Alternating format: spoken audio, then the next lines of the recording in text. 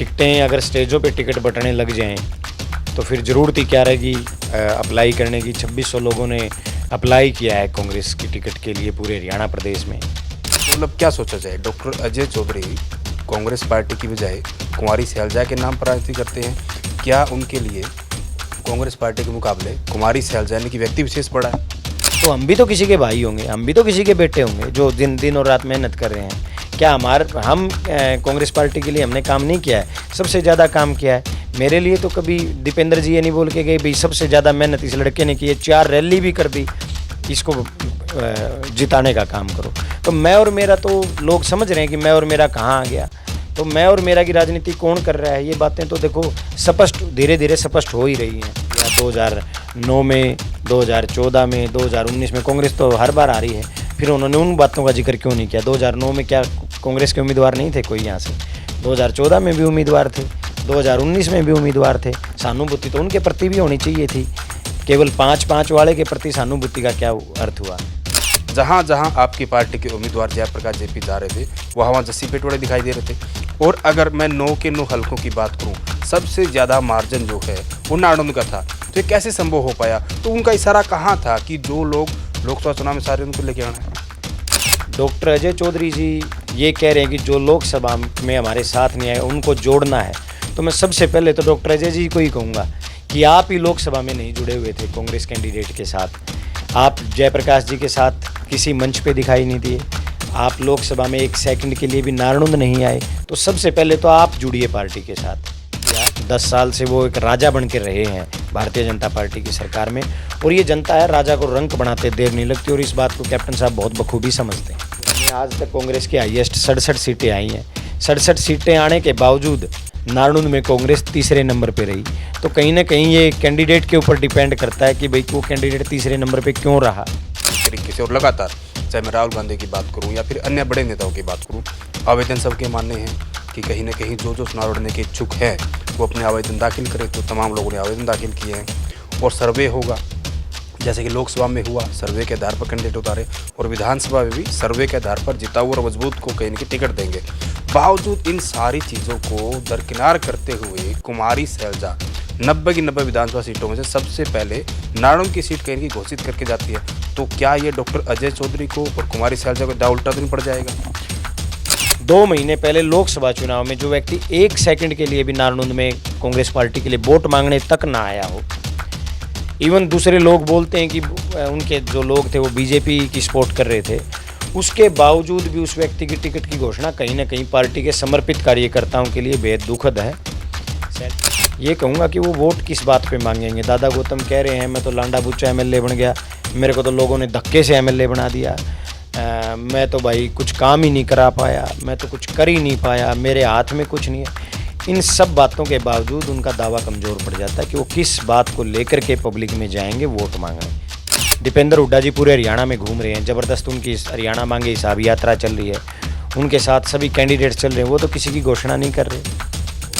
Captain साहब किस behalf पे शोर मान रहे हैं, मुझे तो अचंभा है इस बात के ऊपर, क्योंकि कैप्टन साहब को खुद को पता है कि जनता में उनका कोई जनाधार नहीं बचा। और पर्सनली भी कैप्टन साहब ने जो भाषा, जो मिलने का जो उनका व्यवहार था, जो पिछले 5 साल जब वो मंत्री थे, प्रदेश के बहुत स्ट्रॉन्ग मंत्री थे, वो 5 साल रहे, लोगों के साथ उन्होंने किस भाषा का प्रयोग करने का काम किया उसका सबको पता चल।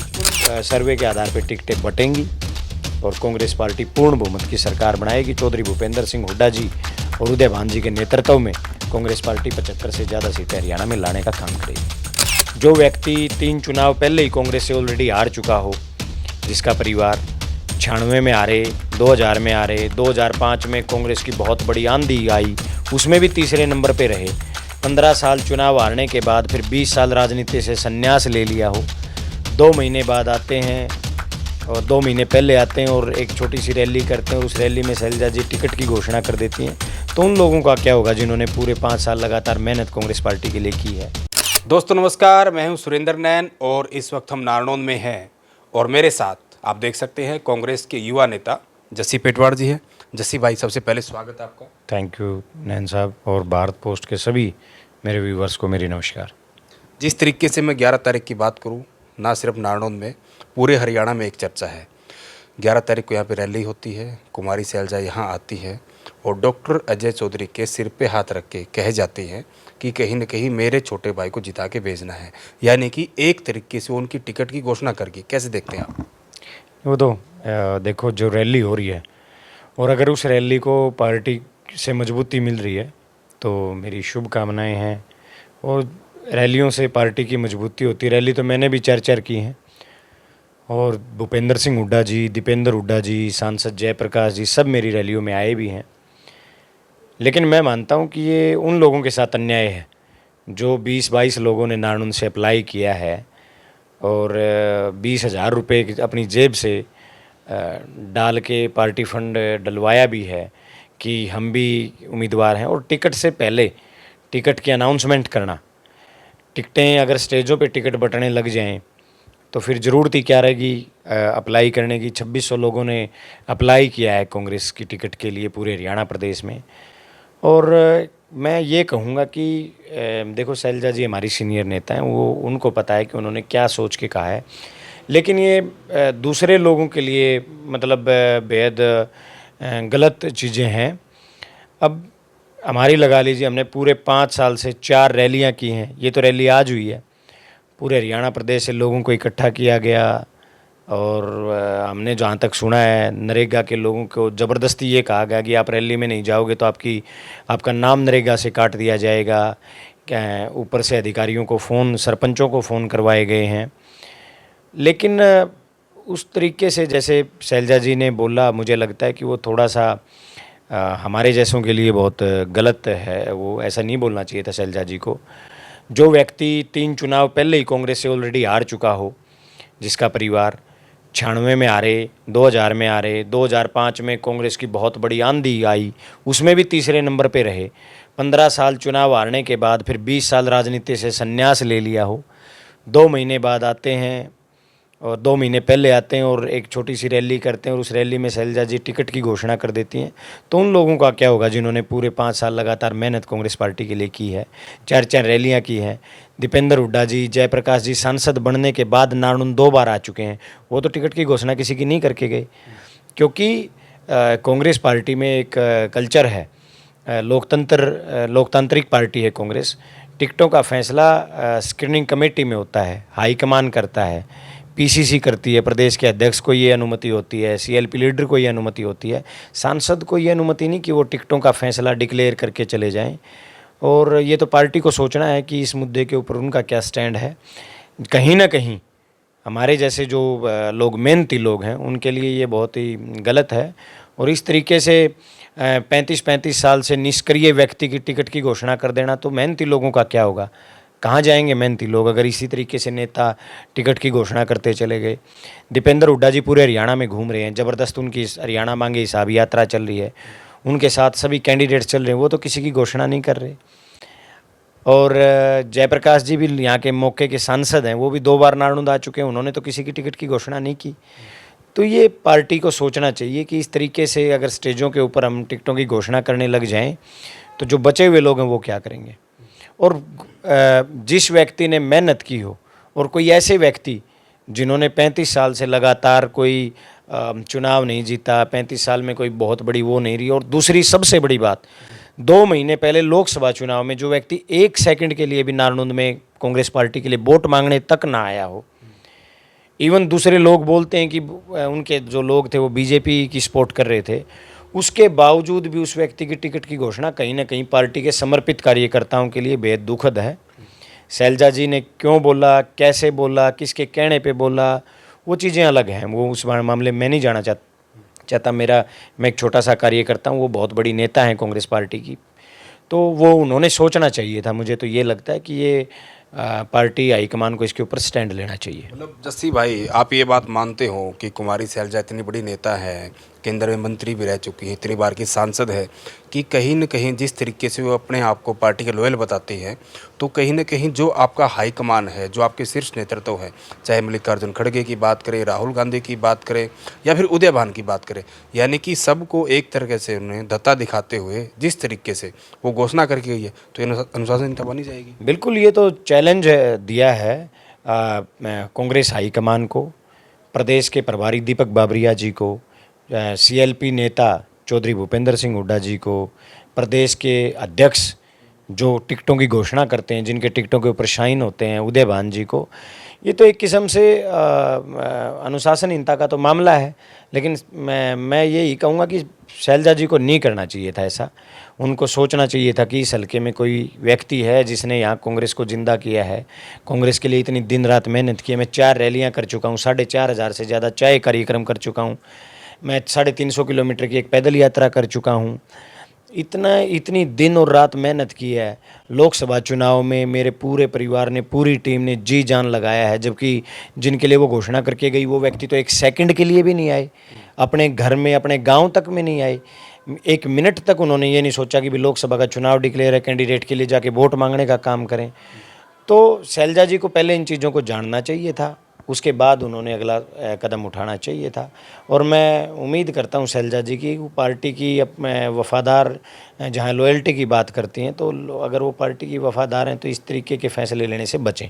मतलब ये समझा जाए, जिस तरीके से मैं 90 की 90 सीटों की बात करूं, आपने जैसे बताया अभी कांग्रेस का एक प्रोसेस है किस तरीके से, और लगातार चाहे मैं राहुल गांधी की बात करूं या फिर अन्य बड़े नेताओं की बात करूं, आवेदन सबके मानने हैं कि कहीं ना कहीं जो चुनाव लड़ने के इच्छुक हैं वो अपने आवेदन दाखिल करें। तो तमाम लोगों ने आवेदन दाखिल किए हैं और सर्वे होगा, जैसे कि लोकसभा में हुआ सर्वे के आधार पर कैंडिडेट उतारे, और विधानसभा में भी सर्वे के आधार पर जिता हुआ और मजबूत को कहीं ना कहीं टिकट देंगे। बावजूद इन सारी चीज़ों को दरकिनार करते हुए कुमारी सैलजा 90 की 90 विधानसभा सीटों में से सबसे पहले नारायण की सीट कहीं ना कहीं घोषित करके जाती है। तो क्या ये डॉक्टर अजय चौधरी को और कुमारी सैलजा को दाव उल्टा तो नहीं पड़ जाएगा? देखो, बिल्कुल कई चीज़ें ऐसी होती हैं, सबको पता है। पार्टी में स्क्रीनिंग कमेटी के टाइम फैसला होगा। कांग्रेस हाईकमान राहुल गांधी जी, सोनिया गांधी जी, खड़गे जी, हुड्डा साहब, चौधरी उदय भान जी, प्रभारी दीपक बाबरिया जी, जो सांसद हैं वो बैठेंगे, विचार विमर्श होगा, सर्वे देखे जाएंगे। अब लोकसभा में टिकटें हम लोग किसी की मान रहे थे, फलान जो जनता थी वही सोच रही थी फलाना आ गया, ये आ गया, वो आ गया, बड़े बड़े घरानों की टिकटें घटी। क्यों? क्योंकि वो सर्वे में बहुत पीछे थे, और जो सर्वे में मजबूत थे, जिन जनता की जो पसंद थे, उन लोगों को कांग्रेस पार्टी ने टिकट देने का काम किया। तभी हम 0 से 5 पे पहुंच पाए, और 9 में से 5 टिकटें इस बात का प्रमाण है कि सर्वे के आधार पे और जनता के मनपसंद उम्मीदवार मिले, कांग्रेस पार्टी ने देने का काम किया।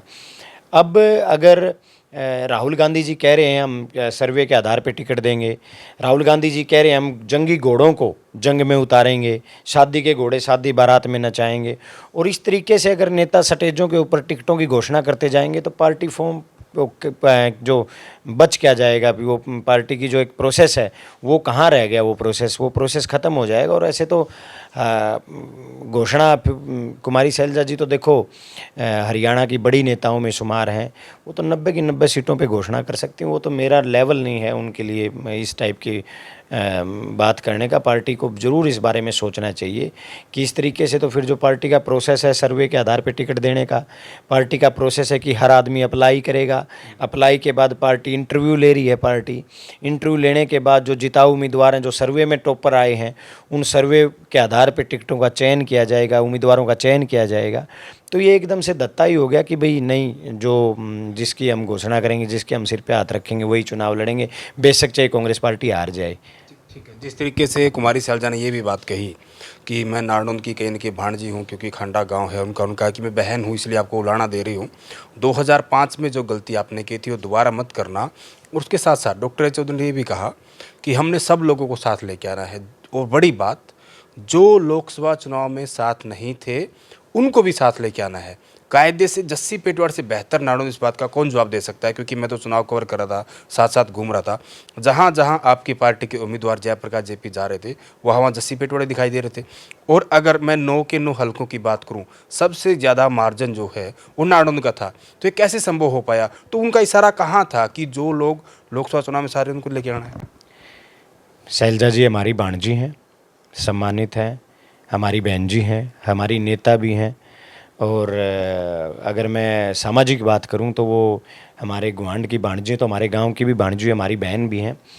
और वो उलाना तो चलो दे सकती हैं, उनका हक बनता है, लेकिन डॉक्टर अजय चौधरी जी ये कह रहे हैं कि जो लोकसभा में हमारे साथ नहीं आए उनको जोड़ना है, तो मैं सबसे पहले तो डॉक्टर अजय जी को ही कहूँगा कि आप ही लोकसभा में नहीं जुड़े हुए थे कांग्रेस कैंडिडेट के साथ। आप जयप्रकाश जी के साथ किसी मंच पे दिखाई नहीं दिए, आप लोकसभा में एक सेकंड के लिए भी नारनौंद नहीं आए, तो सबसे पहले तो आप जुड़िए पार्टी के साथ। जस्सी पेटवाड़ ने जी जान लगाया, मेहनत की, पूरा परिवार, मेरी मैडम, मेरे भाई, मेरी टीम, पूरे साथी हम जी जान से लगे। 45,380 का मार्जिन आया। चौधरी भूपेंद्र सिंह हुड्डा जी आए, चौधरी उदय भान जी कांग्रेस के 2 सीनियर नेता हैं, CLP हैं हुड्डा साहब, उदय भान जी स्टेट के प्रेसिडेंट हैं। नारनौंद में 20 मई को रैली हुई, डॉक्टर अजय सिंह जी उसमें भी नहीं आए। तो सबसे पहले तो जो वो कह रहे हैं कि लोकसभा में उन लोगों को जोड़िए तो दूर दूर थे, सबसे पहले तो जयप्रकाश जी के साथ उनको ही जुड़ना चाहिए, क्योंकि वही दूर थे पूरे चुनाव में। एक सेकंड के लिए भी नहीं आए। 1 महीने का चुनाव था, 25 अप्रैल को टिकट मिली, 25 मई को वोटिंग हुई, 1 महीने में वही नहीं आए। दूसरा, देखिए, सामाजिक संबंध एक अलग चीज़ है और राजनीतिक चीज़ें अलग चीज़ हैं। अगर शादी के घोड़ों को, वही राहुल गांधी जी वाली बात है, अगर हम अगर अपने संबंधों को और राजनीति में लेके आएंगे तो फिर संबंध रह जाएंगे और राजनीति ख़त्म हो जाएगी। तो ये एक सिक्के के 2 पहलू अलग अलग हैं। बिल्कुल, अगर उनको वो उलाहना दे सकती हैं कि 2005 में हुई, 2005 में उनको पता होना चाहिए पूरे हरियाणा प्रदेश में आज तक कांग्रेस की हाईएस्ट 67 सीटें आई हैं। 67 सीटें आने के बावजूद नारनौंद में कांग्रेस तीसरे नंबर पे रही। तो कहीं ना कहीं ये कैंडिडेट के ऊपर डिपेंड करता है कि भाई वो कैंडिडेट तीसरे नंबर पे क्यों रहा।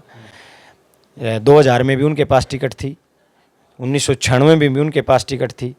10 साल लगातार चुनाव लड़ने के बाद 15वें साल में जब चुनाव लड़ा तब भी तीसरे नंबर पे आंधी थी कांग्रेस की उस टाइम। तो कहीं ना कहीं ये चीज़ें सोचने वाली हैं और कांग्रेस हाईकमान जरूर सोचेगा और मुझे भरोसा है हाईकमान के ऊपर। मुझे भरोसा है CLP नेता चौधरी भूपेंद्र सिंह हुड्डा के ऊपर। मुझे एक भरोसा है उदय भान जी के ऊपर जो स्टेट के प्रेसिडेंट हैं, कि वो सर्वे के आधार पे जैसे लोकसभा में टिकटें बांटी हैं, और अगर यूं ही कोई नेता स्टेज से घोषणा करता रहेगा तो पार्टी में कहाँ लोकतंत्र बचेगा। तो बिल्कुल सर्वे के आधार पर टिकटें बटेंगी और कांग्रेस पार्टी पूर्ण बहुमत की सरकार बनाएगी। चौधरी भूपेंद्र सिंह हुड्डा जी और उदय भान जी के नेतृत्व में कांग्रेस पार्टी 75 से ज़्यादा सीटें हरियाणा में लाने का काम करेगी। इसका मतलब जिस तरीके से आपने कहा कि आपको अपने हाईकमान पे, कांग्रेस पार्टी पे कहीं न कहीं भरोसा है और आप उन्हीं के नाम पे राजनीति करते हैं, तो मतलब क्या सोचा जाए, डॉक्टर अजय चौधरी कांग्रेस पार्टी की बजाय कुमारी सैलजा के नाम पर राजनीति करते हैं? क्या उनके लिए कांग्रेस पार्टी के मुकाबले कुमारी सैलजा यानी कि व्यक्ति विशेष बड़ा है? वो तो देखो, कुमारी शैलजा जी की बात तो कुमारी शैलजा जी बताएंगी, वो स्टेट की लीडर है। मैं तो नारनौंद विधानसभा की बात कर सकता हूँ। जो जिस व्यक्ति का एक संन्यास भी बहुत लंबा हो गया, 20 साल का तो संन्यास हो गया, 2005 के बाद 2024 में सीधा आना, तो 19 साल का संन्यास, राजनीतिक संन्यास हो गया है। उनके लिए हो सकता है पार्टी से बड़ी कोई व्यक्ति विशेष हो सकता है, लेकिन शैलजा जी जो बहुत सीनियर नेता हैं, उनके लिए पार्टी महत्व होनी चाहिए, ना कि व्यक्ति विशेष का महत्व होना चाहिए। उन्हें ये कहना चाहिए था कि जो भी मेहनत कर रहा है, जो भी संघर्ष कर रहा है कांग्रेस पार्टी के लिए, जो दिन रात एक कर रहा है, उसी को टिकट मिलेगी। मेरे भाइयों, मैं उलाहना दे के जा रही हूँ। 2005 में मैं वोट मांगने आई थी, आपने हरा दिया। 2009 में, 2014 में, 2019 में, कांग्रेस तो हर बार आ रही है, फिर उन्होंने उन बातों का जिक्र क्यों नहीं किया? 2009 में क्या कांग्रेस के उम्मीदवार नहीं थे कोई यहाँ से? 2014 में भी उम्मीदवार थे, 2019 में भी उम्मीदवार थे। सहानुभूति तो उनके प्रति भी होनी चाहिए थी। केवल 5-5 वाले के प्रति सहानुभूति का क्या अर्थ हुआ? 2009 में उम्मीदवार लड़े, वो हारे, उनके प्रति सहानुभूति नहीं थी। तो इससे तो यही लग रहा है कि भाई पार्टी की बजाय व्यक्ति विशेष को महत्व दिया जा रहा है। दीपेंद्र जी आते हैं, वो कभी ये नहीं कहते भी जस्सी पेटवाड़ को चुनाव मैंने टिकट दे दिया है और चुनाव लड़ेगा, इसकी मदद करो। नहीं, दीपेंद्र जी ने कहा जब भी मेरी रैलियों में आए, इससे तो 5 गुना बड़ी रैली की थी मैंने बारिश के बावजूद 31 जनवरी 2024 को खेड़ी चोपटा में। ये तो उनका गाँव है नारनौंद, तो गाँव में मैंने तो दूसरे एरिए में जा के, सिसाए गाँव में, खेड़ी गाँव में जा के रैलियाँ की हैं मैंने। तो इतनी दूर दूर, ये नहीं कि भाई पेटवाड़ में रैली कर दी और सारा पेटवाड़ उठ खड़ा हुआ। मेरा गांव वहाँ भी मेरे साथ गया, पूरे हल्के के लोग पहुँचे, और सिसाई में भी ऐसा हुआ। इवन मैं तो ज़िले से बाहर के किसी नेता को मेरी रैलियों में न्योता भी नहीं दिया। दीपेंद्र जी की रैलियों में दीपेंद्र जी ने कहा जो साथी मेहनत करेगा, जो कांग्रेस पार्टी को मजबूत करने का काम करेगा, उसको चुनाव लड़ाएंगे, और इस बार आपने कांग्रेस की झोली में डालने का काम करना है। तो हमारे लिए पार्टी का जो महत्व है वो बहुत बड़ा है।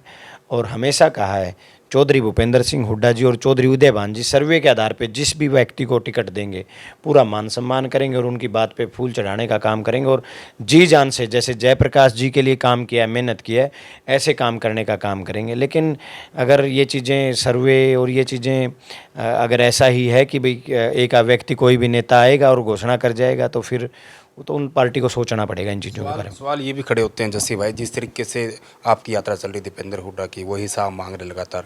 कुमारी सैलजा भी एक संदेश यात्रा कर रही है और कुमारी सैलजा ने मेरे इंटरव्यू में और बहुत दफा और भी मीडिया में बात बार बार कही है कि कहीं ना कहीं हरियाणा में मैं और मेरा की राजनीति की जा रही है। कहीं ना कहीं जगह जगह जाते हैं लोगों को थापियाँ मार दी जाती है। तो कहीं ना कहीं अभी तक जैसा मैंने कहा 90 विधानसभा सीटों में कोई भी कांग्रेस का कैंडिडेट क्लियर डिक्लेयर नहीं किया गया था। कुमारी सैलजा यहाँ के करके चली गई। एक तरफ वो जो बात बताती हैं, सवाल उठाती हैं भूपेंद्र सिंह हुड्डा पर, प्रदेश अध्यक्ष उदयभान पर, दीपक बार, और दूसरी तरफ खुद इस बात की कर दी जाती है। नहीं, मैं और मेरा वो किस संदर्भ में कह रही है मुझे जानकारी नहीं, लेकिन मैं एक ईमानदारी से कह सकता हूँ, मेरे नेता हैं इसलिए नहीं कह रहा मैं, पूरे 5 साल में मैंने जी जान से नारनौंद में काम किया और एक नेता को मैंने देखा जिसने पूरे जी जान से पूरे हरियाणा में काम किया, दीपेंद्र सिंह हुड्डा जी ने। मैं हर रोज़ ये देखता हूँ और हम आप भी, मैं भी, पूरा हरियाणा प्रदेश देख रहा है, दीपेंद्र हुड्डा जी केवल इस हरियाणा मांगो हिसाब यात्रा के दौरान नहीं, वो हर बार हाथ से हाथ जोड़ो सम्मेलन उन्होंने किए हैं। उनके हर रोज़ चाय के कार्यक्रम रहते हैं, रात के 12-12 1-1 बजे तक। हिसार ज़िले में भी हमने देखा कि दीपेंद्र जी के इतने ज़बरदस्त कार्यक्रम होते हैं, 1-1 बज जाता है रात के, और वो कार्यक्रम अटेंड करते हैं। शादी, कोई उनका साथी है, शादी में पहुंचना है, शादी में पहुंचते हैं। किसी कार्यकर्ता के घर दुख की घड़ी, उस दुख की घड़ी में आंसू पहुंच जाते हैं। किसान आंदोलन में दीपेंद्र हुड्डा जी का जो योगदान था, पूरे उत्तर भारत के नेताओं में सर्वोपरि योगदान दीपेंद्र हुड्डा जी का था। उन्होंने मेहनत की है। मैं और मेरा की राजनीति तो कभी की ही नहीं। दीपेंद्र सिंह हुड्डा जी हरियाणा प्रदेश में सबसे बड़ी वोटों से जीते हैं, रोहतक से लोकसभा में, और ये उत्तर भारत की सबसे बड़ी जीतों में से एक जीत है दीपेंद्र हुड्डा जी की। तो इसमें भूपेंद्र सिंह हुड्डा जी अलग कार्यक्रम करते हैं, विपक्ष आपके समक्ष है, सभी नेताओं को वो न्योता भेजते हैं, पीसीसी के जरिए न्योता जाता है। चाहे उसमें कुमारी सैलजा जी की बात कर लें, चाहे हम दूसरे नेताओं की बात कर लें, इसमें मैं और मेरा की राजनीति हमें तो या पूरे हरियाणा प्रदेश की जनता को कहीं दिखाई नहीं दे रही। सैलजा जी यात्रा कर रही हैं, बहुत अच्छी बात है, कांग्रेस पार्टी मजबूत हो रही है तो बहुत अच्छी बात है। लेकिन मैं और मेरा तो ये आ गया ना कि भाई मैं हूँ और मेरा ये छोटा भाई यार, इसको जिताने का काम करो। टिकट डिक्लेयर से पहले ही टिकट डिक्लेयर कर दी, तो हम भी तो किसी के भाई होंगे, हम भी तो किसी के बेटे होंगे जो दिन और रात मेहनत कर रहे हैं। क्या हम कांग्रेस पार्टी के लिए हमने काम नहीं किया है? सबसे ज़्यादा काम किया है। मेरे लिए तो कभी दीपेंद्र जी ये नहीं बोल के गए भाई सबसे ज़्यादा मेहनत इस लड़के ने की है, 4 रैली भी कर दी, इसको जिताने का काम करो। तो मैं और मेरा तो लोग समझ रहे हैं कि मैं और मेरा कहाँ आ गया। तो मैं और मेरा की राजनीति कौन कर रहा है, ये बातें तो देखो स्पष्ट, धीरे धीरे स्पष्ट हो ही रही हैं। और दीपेंद्र जी की यात्रा यहाँ आई, मेरे साथ हमारे बहुत सारे साथी जो दीपेंद्र जी के नेतृत्व में काम करने का काम कर रहे हैं, वो भी साथ साथ चल रहे थे। दीपेंद्र जी ने तो उस यात्रा में कहीं नहीं कहा कि जस्सी पेटवाड़ को हमने टिकट दे दी है, सबसे ज़्यादा हम आदमी लेके जाते हैं, सबसे ज़्यादा हम मेहनत करते हैं। कहीं उन्होंने ये नहीं कहा भाई जस्सी की टिकट हर आप इसको जिताओ। उन्होंने कहा जो मेहनत करेगा उसको टिकट मिलेगी, कांग्रेस सर्वे के आधार पर टिकट देगी, और जिसको राहुल गांधी जी जिसको मैदान में उतारेंगे उसका हम साथ देने का काम करेंगे। ये कहते हैं। ठीक है, ये कांग्रेस की बात थी। अब मैं बीजेपी की बात करूँगा क्योंकि लगातार उनकी सरकार है हरियाणा में। और मैं कैप्टन अभिमन्यु की बात करूँ, यहाँ से पूर्व विधायक भी रहे और सरकार में बड़े मंत्री भी रहे। मैं उनसे जब बातचीत कर रहा था तो कहीं ना कहीं वो लगातार ये आश्वस्त हैं कि तीसरी बार फिर हम हरियाणा में सरकार बना रहे हैं। और नारनौंद ने जो 5 साल पहले जो गलती की थी जिसकी वजह से नारनौंद पिछड़ गया है, तो कहीं ना कहीं इस बार नारनौंद के लोग जो हो उस चीज़ को कहीं ना कहीं भांप कर समझ चुके हैं। इस बार वो गलती नहीं करेंगे और कैप्टन अभिमन्यु यहाँ से अपनी जीत को लेकर आश्वस्त हैं। नहीं, कैप्टन अभिमन्यु जी अगर उस जीत के ऊपर आश्वस्त हैं तो मुझे बड़ी हैरानी है कैप्टन अभिमन्यु जी के ऊपर, क्योंकि अभिमन्यु जी को पता है यहाँ पूरा जोर लगाने के बावजूद कैप्टन अभिमन्यु जी का लोकसभा चुनाव में यहाँ क्या हाल हुआ भारतीय जनता पार्टी का। और जयप्रकाश जी ने ऐतिहासिक 72 साल के इतिहास में ऐतिहासिक जीत दर्ज करने का काम किया है। ये सब साथियों की मेहनत थी, मिलजुल के सभी साथियों ने बहुत बढ़िया काम करने का काम किया लोकसभा में। और जनता भारतीय जनता पार्टी को इस प्रदेश से, देश से बाहर करने का मन बना चुकी थी।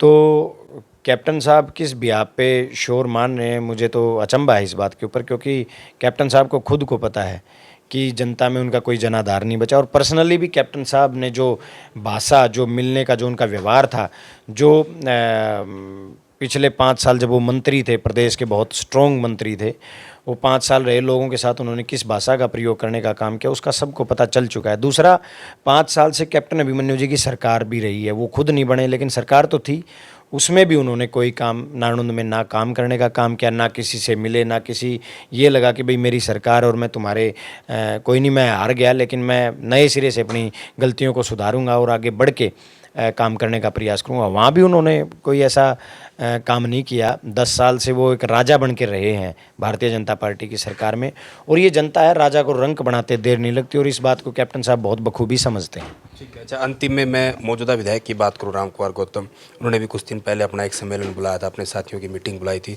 उन्होंने एक तरह से ऐलान कर दिया है कि वो भी चुनाव पक्का लड़ेंगे और मजबूती से लड़ेंगे। बहुत अच्छी बात है, लड़ना चाहिए चुनाव। और दादा गौतम जी यहाँ के बहुत बड़े राजनीतिक व्यक्ति हैं, और मैं कहूँ तो सबसे लंबा संघर्ष जो आज लोग जो राजनीति कर रहे हैं उनमें सबसे लंबा संघर्ष दादा गौतम का है। और अगर उनकी इच्छा है चुनाव लड़ने की तो उनको लड़ना चाहिए चुनाव तो लड़ने का सबका अधिकार है। वो देखें कि वो टिकट पे चुनाव की राजनीति करें, लेकिन मैं तो ये कहूँगा कि वो वोट किस बात पे मांगेंगे। दादा गौतम कह रहे हैं मैं तो लांडा बुच्चा एमएलए बन गया, मेरे को तो लोगों ने धक्के से एमएलए बना दिया, मैं तो भाई कुछ काम ही नहीं करा पाया, मैं तो कुछ कर ही नहीं पाया, मेरे हाथ में कुछ नहीं है। इन सब बातों के बावजूद उनका दावा कमज़ोर पड़ जाता है कि वो किस बात को लेकर के पब्लिक में जाएंगे वोट मांगने, जब वो कह रहे हैं कि मेरे को धक्के से एमएलए बना दिया। तो कई चीज़ें ऐसी हैं जो दादा गौतम जी को सोचनी पड़ेंगी, और चुनाव तो सबका अधिकार है, उनको लड़ना चाहिए चुनाव तो। बहुत बहुत शुक्रिया जस्सी भाई बातचीत करने के लिए।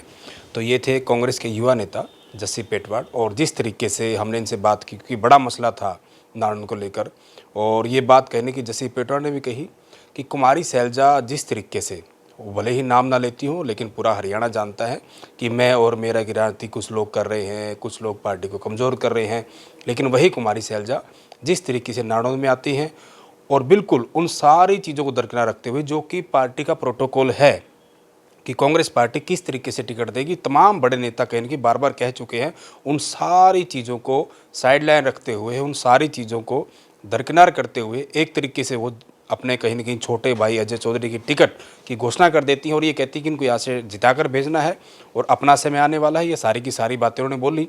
और जो भी सवाल जस्सी पेटवाड को लेकर थे, क्योंकि बड़ी बात है कि जिन जिन लोगों ने आवेदन कर रखा है, जो लोग लगातार मेहनत कर रहे हैं, आखिर फिर उस आवेदन की ज़रूरत ही क्या है जब आपको इस तरीके से कहीं ना कहीं टिकट की घोषणा करनी है।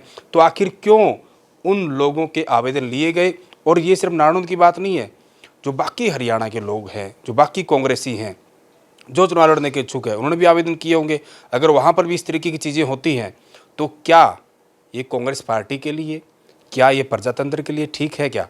तो जो भी सवालात हैं वो हमने सारे जस्सी से पूछे। और जिस तरीके से जस्सी पेटवाड ने कहा कि अगर डॉक्टर अजय चौधरी उनके भाई हैं तो मैं भी किसी का भाई हूँ, मैं भी किसी का बेटा हूँ। और जिस तरीके से लगातार इनकी एक टैगलाइन भी है कि नारनौंद का जस्सी और जस्सी का नारनौंद, और लगातार ये कहीं के लोगों के बीच रहते हैं। और आखिर जनता आप है, क्योंकि टिकट देना ये हाईकमान का काम है, लेकिन विधायक बनाना ये कहीं ना कहीं जनता का काम है। और आखिर आपको क्या लगता है कि इस बार नारनौंद से कांग्रेस का सबसे मजबूत उम्मीदवार कौन होने वाला है, और इस बार नारनौंद से कौन विधायक बनने वाला है? खुलकर कमेंट करें और वीडियो को ज़्यादा से ज़्यादा शेयर करें।